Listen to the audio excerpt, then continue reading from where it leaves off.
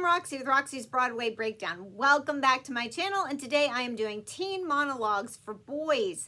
If you are auditioning for a musical, some people say never audition with a monologue from a musical. But if you're auditioning for musicals, absolutely do a monologue from a musical. I think it's personal preference. I say do whatever you are most comfortable with, whatever is going to make your personal talent shine and your acting ability shine. Absolutely do something that is appropriate for the character and the genre of the show.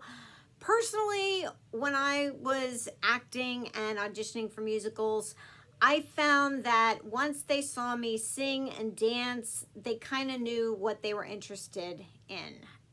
If they wanted me for a lead or a supporting role or ensemble, and if they had me come back to callbacks, they just had me read from the script. And that was pretty much it.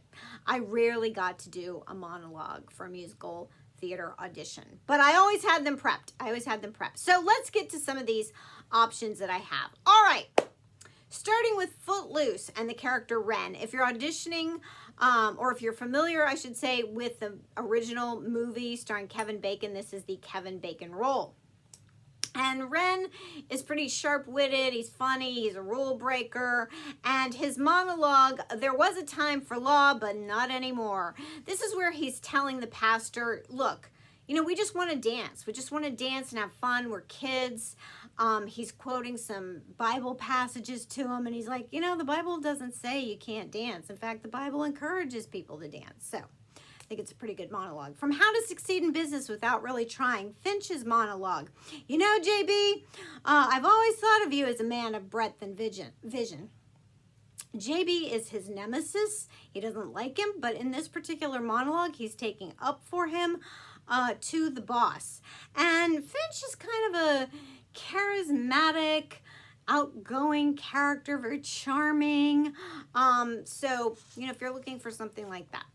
From the Addams Family, Lucas Beinecke is in love with Wednesday, and they're head over heels for each other, but he's trying to kind of slow her down about getting engaged and getting married.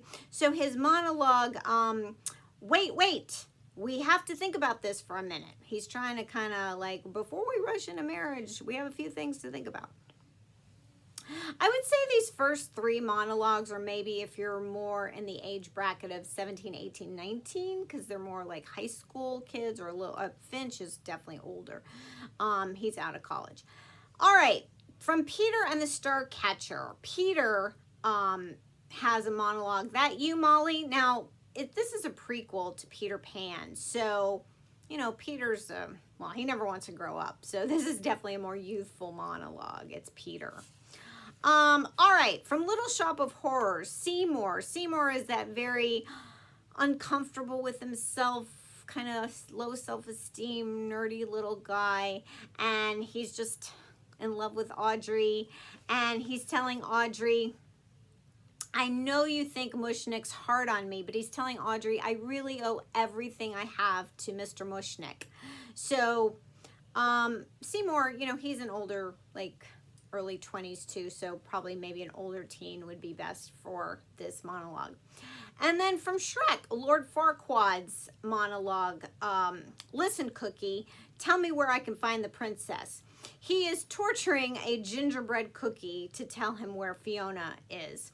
Now, there is a junior version of Shrek, so really any 13 to 19-year-old could do this monologue. It's pretty funny. I like this monologue. And Lord Farquaad is very pompous and arrogant, thinks he knows everything. So there you go. There is a range of characters to choose from. I think they're all pretty lighthearted, nothing too heavy there. They are all from musicals.